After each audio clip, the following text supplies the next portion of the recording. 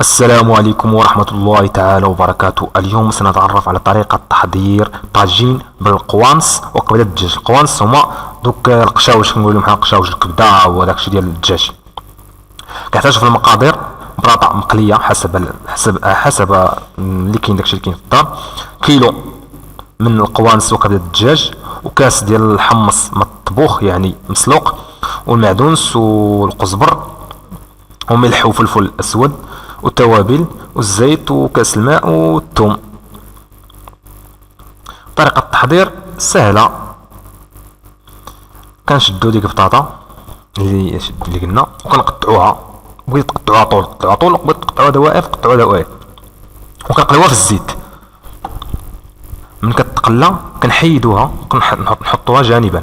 من بعد كنهيئو القوانص، يعني كنشدو القوانص والكبده بعد غسلهم مزيان، وكنقطعوهم قطع كبيره شويه، وكنوضعوهم في الطنجره على النار، ونضع القوانص والكبد الدجاج تقريبا 5 ملاعق ديال الزيت على حسب الزيت ولا زيت الزيتون على حسب الرغبه، والملح، وكنقليو ديك القوانص مزيان حتى تصبح مقليه. ونضيف كاس حمص مطبوخ يعني داك اللي قلنا مسلوق، ونقلي داك الشيء، ونضيف التوابل وفلفل اسود حتى يتقلى وتندمج النكهات.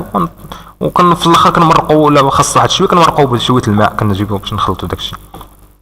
من بعد كنضيفوا البطاطا المقليه في الطاجين اللي درنا فيه القوانص وداك الشيء، ثم نضيف المعدونس والمقدونس والقزبر، وكنخلطوا داك الشيء مزيان برفق لكي تتفتت البطاطا، يعني باش بحال تعجن تفتت ديك البطاطا. وكنحيدوها من على النار، وبالصحة والراحة، ودمتم في رعاية الله.